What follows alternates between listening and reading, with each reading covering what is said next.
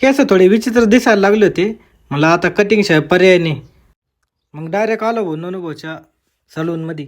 सलूनमध्ये आलो तर सलूनमध्ये आजीचीच गर्दी होती. मग बसलो खुर्चीवर थोडे. बसून बसून कंटाळा आला. म्हणलं चला नाही का आता थोडंफार फिरू आपण नाही का. मग तिथले तिथंच उभा राहून थोडासा फिरलो. व्हिडिओ काढतच होतो तेवढाच सनी आणि करण आले. हे आपले फॉलोअर्स पण आहे आणि आपले भाऊ पण आहे. म्हणजे जेवढे पण फॉलोअर्स आहे ना आपले तेवढे सगळे भाऊ लोक फॅमिली आहे आपली, काही विषय नाही. मग यांच्या संग थोडं हाय हॅलो केलं. हे पण गेले नंतर मग निघून. मग काय कटिंगला आपला नंबर आला. मग नंतर बोला दाखवला आपण हा व्हिडिओ. म्हणलं आपल्याला अशीच सेम कटिंग पाहिजे. आणि त्यांनी एकच नंबर त्याच्यापेक्षा भारी आपल्याला कटिंग करून दिलेली. पहा तुम्ही फिनिशिंग पहा, काही विषय नाही.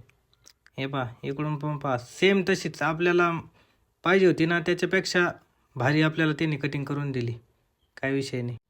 त्याच्यानंतर आपला प्रोटीनचा खजिना म्हणजे सोयाबीन संपली होती. म्हणलं आता चला सोयाबीन घ्यायला जावंच लागेल. मग काय डायरेक्ट आलो दुकानात. म्हणलं द्या 1 किलो सोयाबीन. पण त्यांनी ती छोट्याच पिशवीत दिली. मग त्यांना परत ती पिशवी चेंज करावी लागली. त्या पिशवीत काही 1 किलो बसली नसती. मग त्यांनी परत मोठी पिशवी घेतली. परत तिच्यात पलटी करून मग आपल्याला दिली सोयाबीन त्यांनी. मग काय सोयाबीन घेऊन डायरेक्ट गाडीवर टाकली आणि डायरेक्ट 120च्या स्पीडने डायरेक्ट घरी. घरी आलो, चेक बिक केली, चांगली होती सोयाबीन. मग त्याच्यानंतर डायरेक्ट जिममध्ये आलो आणि वॉर्मअप करून घेतला पहिले बारने. मग त्याच्यानंतर बार कर मारून घेतला स्लो स्लो. त्याच्यानंतर हे मशीन मारलं. त्याच्यानंतर हा तिसरा सेट आपण हॅमर घेऊन टाकला.